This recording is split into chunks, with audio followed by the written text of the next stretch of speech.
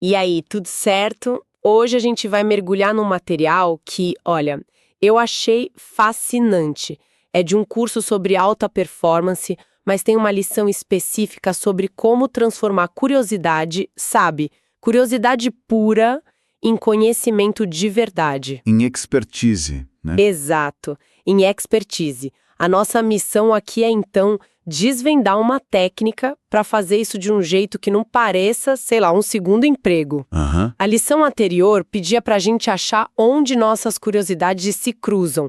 E hoje o passo é o que o material chama de brincar nessas interseções. Vamos ver o que essa brincadeira significa. E essa ideia de brincar é tipo a chave de tudo. O conceito central é dedicar um tempo bem curto, coisa de 10 a 20 minutos por dia, para explorar esses pontos. Só isso. Só. Parece pouco, né? Mas o segredo está em como esse método usa o funcionamento natural do nosso cérebro para deixar o aprendizado mais eficaz e, o principal, mais prazeroso. Então vamos começar por aí, porque essa foi a primeira coisa que me pegou. A ideia de dedicar só 10, 20 minutos por dia soa completamente contraintuitiva. Totalmente. A gente vive nessa cultura de que tem que ralar horas e horas. Por que um período tão, assim, ridiculamente curto funcionaria? O que eu acho fascinante aqui é que essa abordagem não tenta lutar contra a nossa biologia. Pelo contrário, ela usa a biologia a nosso favor. Ela aproveita um processo que o cérebro faz o tempo todo em segundo plano, que é a incubação. Incubação. Já ouvi falar disso no contexto de criatividade. Exato. É um conceito super conhecido nesse campo. Você basicamente alimenta a sua mente consciente com pequenas doses de informação e depois, de forma consciente, se afasta. E aí você deixa o subconsciente fazer o trabalho pesado de processar tudo e conectar os pontos. Peraí, essa é a parte que pra mim muda o jogo. O material usa uma analogia que eu achei, assim, genial. A da memória RAM? Essa mesma. Compara a mente consciente a uma memória RAM de computador, que é super limitada, né? Você só consegue ter poucas ideias ali ao mesmo tempo. Já a mente subconsciente seria tipo um HD, uma RAM com capacidade praticamente ilimitada. É bem por aí. Eu sempre pensei em aprender como um esforço bruto, de forçar a entrada de dados na minha cabeça. Mas se o subconsciente tem essa capacidade toda, a estratégia deveria ser o oposto, né? Exatamente esse o ponto. É uma virada de chave. Ao aprender nesses pequenos blocos diários, você está entregando os ingredientes para o seu cérebro e dando a ele tempo e espaço para cozinhar a informação. Sei. Durante o resto do dia, sei lá, enquanto a pessoa toma banho, dirige e dorme, o cérebro está ali nos bastidores, formando conexões, achando padrões que conscientemente a gente não veria. Entendi. Com o tempo, aquelas interseções entre as curiosidades começam a parecer óbvias. Não é mágica.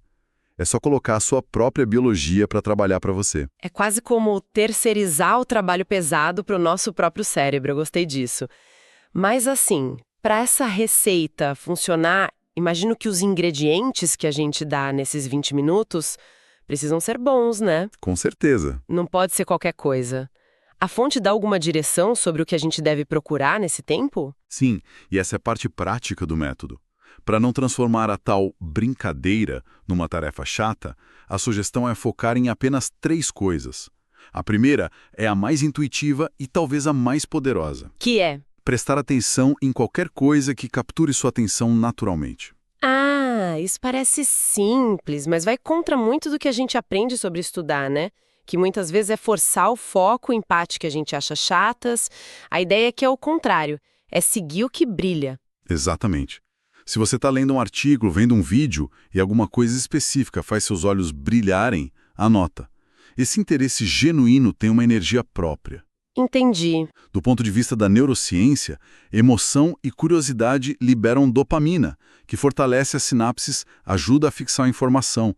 Então, seguir essa faísca não é preguiça, é uma estratégia de aprendizado super eficiente. É o primeiro tijolo, o alicerce. Certo, faz todo sentido. Seguir a energia. O segundo pilar é focar na linguagem de um assunto. Isso. Minha primeira reação a isso seria pegar um caderno e anotar cada palavra nova que eu não conheço, mas o material fala que essa é a abordagem errada, né? É a receita para o desastre. Isso transforma a exploração num trabalho de dicionário, acaba com a diversão. A orientação é focar só na terminologia técnica que aparece de novo e de novo. Nos termos-chave. Exato. São aqueles termos que você percebe que são centrais. O exemplo que eles dão é perfeito. A diferença entre usar a palavra humanos e o termo técnico homo sapiens. Ah, boa. Que na superfície parecem a mesma coisa, mas não são, né? De jeito nenhum. Humanos é uma palavra comum do dia a dia. Agora, homo sapiens é um pacote de informação compactada. Como assim? Carrega o gênero, a espécie, a nossa história evolutiva e até a tradução do latim que nos define como homem sábio. Ao entender um termo técnico desses, você não está aprendendo uma palavra. Está assimilando um monte de contexto. Nossa, é verdade. A linguagem técnica é onde a maior parte da riqueza de um campo está escondida, sabe? É como ter uma chave que abre várias portas ao mesmo tempo. Entendi. Então, o primeiro é seguir a curiosidade. O segundo é decifrar os termos que se repetem. E o terceiro pilar? As grandes tendências históricas. A analogia que ele usa aqui é ótima. A da árvore de Natal. É perfeita, né? Sim. A história de um assunto é como uma grande árvore de Natal e os fatos são os enfeites. Sem a árvore, os enfeites ficam todos espalhados pelo chão, sem sentido nenhum. Exato. E essa analogia toca no núcleo de como o nosso cérebro aprende. Nós somos máquinas de contar histórias. Nosso cérebro não evoluiu para memorizar a lista de fatos isolados. Ele evoluiu para entender narrativas, causa e efeito. Quando você entende a história de um campo, como uma pergunta levou uma resposta, que gerou outra pergunta, você cria essa estrutura, essa árvore. Entendi a lógica da árvore, faz todo sentido. Mas eu fico pensando, não tem um risco de a gente se prender demais na história e acabar perdendo o que está acontecendo agora, as inovações? Essa é uma ótima observação. O ponto não é se tornar o historiador do assunto, mas sim ter o esqueleto da narrativa principal. Certo. Pensa, por exemplo, em inteligência artificial. A árvore seria a história que começa lá com o Alan Turing nos anos 50, passa pelo inverno da IA, nos 80, e chega no boom do Deep Learning. E um enfeite seria o ChatGPT, por exemplo? Exatamente. Sem a árvore, o ChatGPT parece algo que surgiu do nada, mágico. Com a árvore, ele vira a consequência lógica de décadas de desenvolvimento, de erros e acertos. Isso torna o aprendizado muito menos intimidador. Em vez de ver um fato novo como algo isolado para decorar, eu vejo como o próximo capítulo de uma história que eu já estou acompanhando. Ele tem um lugar para pendurar. É isso. Ter essa visão geral, essa jornada das ideias, te dá os ganchos mentais para conectar novas informações.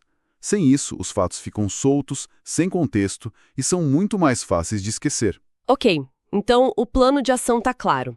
10 a 20 minutos por dia de brincadeira. Nesse tempo, a gente anota o que nos intriga, os termos técnicos que se repetem e os marcos da história. E o objetivo final disso tudo, onde essa prática nos leva. O objetivo final é construir de forma lenta, sabe, e consistente, uma base de expertise. Mas o ponto crucial e o motivo de usarem a palavra brincar é que o processo precisa ser divertido. Não pode virar uma obrigação. De jeito nenhum. Se em algum momento esses 20 minutos começarem a parecer trabalho, uma tarefa na sua lista, o propósito se perdeu. A própria atividade de explorar tem que ser a recompensa. É assim que se treina a expertise sem esgotamento. E a sugestão prática é manter um caderno para registrar isso, mas de forma bem seletiva, né? Não é para virar uma transcrição. Exato. Um caderno de anotações seletivas. Talvez uma citação que te marcou, um termo técnico com uma breve explicação sua, ou uma linha do tempo com 3 ou 4 eventos cruciais. A ideia é construir aos poucos essa estrutura. É um método para tornar o desenvolvimento de expertise uma parte natural da rotina. Isso. Algo que se espera com prazer, não com receio. Eu vejo isso direto com pessoas que tento ajudar. Elas tentam ler 5 livros sobre um assunto em uma semana, ficam exaustas e não retêm quase nada. A pessoa que lê um artigo por dia, por um mês, de forma relaxada, curiosa, acaba sabendo muito mais no final. É a consistência, não a intensidade. A maratona não a corrida de 100 metros. Perfeito. Então, a grande virada de chave aqui não é sobre estudar mais, mas sobre estudar de um jeito mais inteligente, alinhando o aprendizado com a maneira como o nosso cérebro já funciona em segundo plano. É um sistema sustentável de crescimento. Exatamente. Se a gente conectar isso tudo, essa abordagem transforma o aprendizado de uma luta contra as limitações da nossa mente consciente em uma parceria com o poder quase infinito do nosso subconsciente. Deixa de ser um ato de força e vira um ato de cultivo. Ótima definição. Você está plantando sementes de informação e deixando que a sua própria natureza as faça florescer num jardim de conhecimento. É por isso que se torna tão recompensador. Pra gente fechar, sabe uma coisa que eu fico pensando pra gente levar daqui? O material foca muito no que observar durante o aprendizado. A atenção, a linguagem, a história. Mas vale a pena pensar em como o ato físico de registrar isso, o simples fato de pegar uma caneta e escrever num caderno, como foi sugerido, pode por si só aprofundar o processo. Com certeza. Esse ato motor de traduzir um pensamento em escrita talvez seja uma peça fundamental para solidificar essas conexões de um jeito que só ler ou assistir passivamente talvez nunca consiga.